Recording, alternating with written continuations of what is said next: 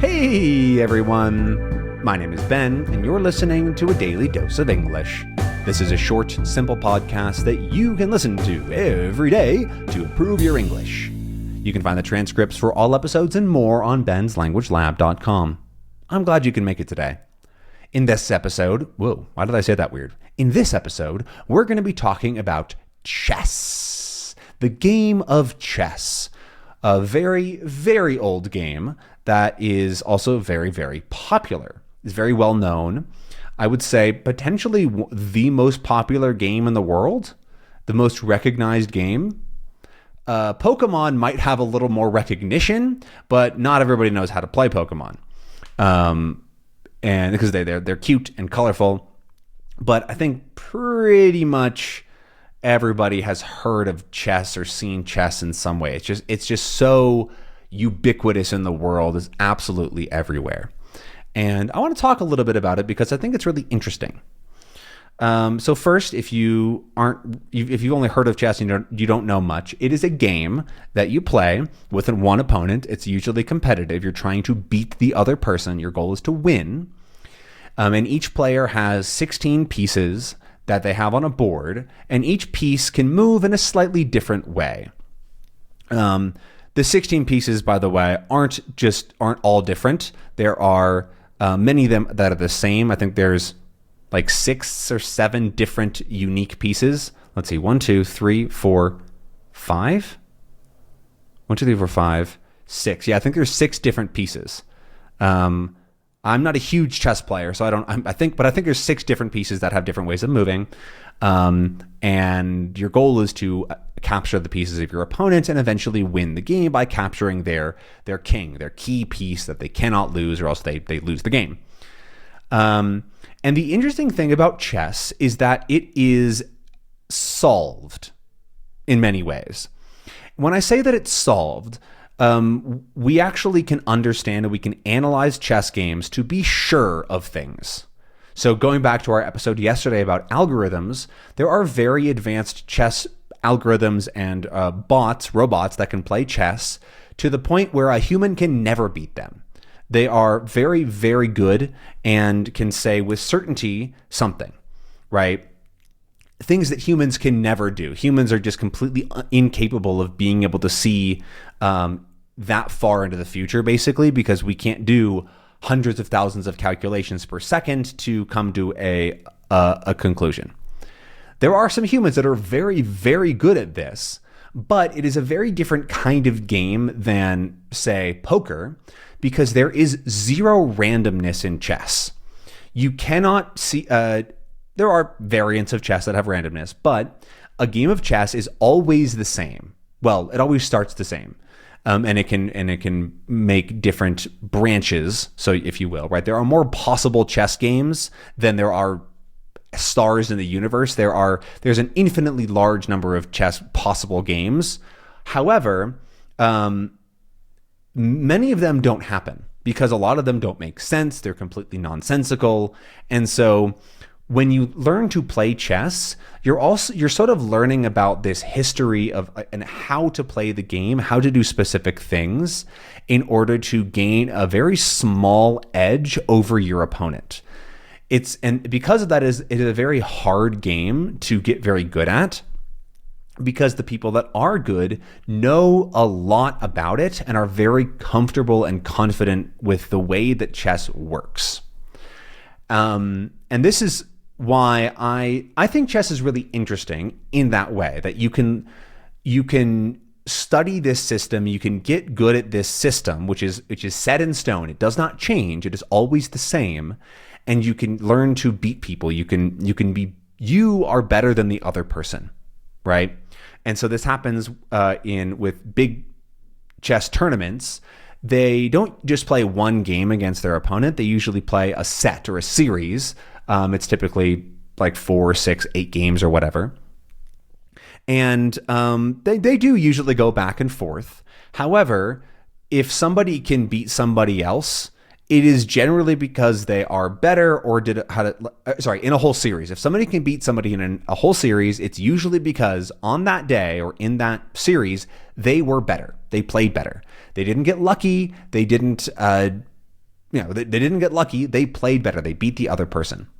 At the very, very high level, when people are very evenly matched, there is a little, like, they can have a better day. They can play a little bit better. But especially if you look at lower levels, somebody that is better than, like, quite a lot better than somebody else is going to win all the time, right? Basically every single game, unless they make some massive mistake or whatever. But, like, that's their fault. If you lose at chess, it is your fault. And that is what makes the game also very bad, in my opinion, because there are better games out there. There are significantly better designed games, more interesting games, games that are also very simple in the way that chess is, right? Chess isn't actually that complicated. There's a couple of random weird rules, but there are plenty of games out there that are just as straightforward, but have better design, that are better games. I'm not necessarily saying that you need to have randomness for a game to be better, but chess is just not well designed. It's the reason that it's popular is because it has all this history and that it's so old and so popular, right? If chess was invented in 2004, nobody would play it. Nobody would care. It would not be as big of a game as it is. It's only that big because it's so old. Right, I think a decent example is something like checkers or Scrabble, which are both incredibly well-known, famous games, but the number of people that play Scrabble and checkers every day is so much lower, like by an astronomically large number. Scrabble is actually interesting. There is competitive Scrabble, but it's also a very, not necessarily the best game. It is very interesting. It's definitely, I would say it's harder than chess. Maybe not if you want to be just like pretty good, but if you want to be very, very good, there's so many interesting things in Scrabble, but that's a different episode. But like the fact that a relatively new player cannot beat somebody that is better than them is just a bad way for the game to exist, right? There is significantly more interesting stuff that can happen in other games, right? The example that I go to that I also already use is poker, right? A person that is better at poker is going to win more than people that are worse, but not literally every single time. They have to take risks. They have to read people. There's a lot more involved in poker than just knowing the game really, really well. You also have to get lucky. You have to be able to calculate things. You have to know percentages. There's a lot more going on in poker. And another example that I've talked about before is something like Magic the Gathering, which also is a very, very hard, very complex game.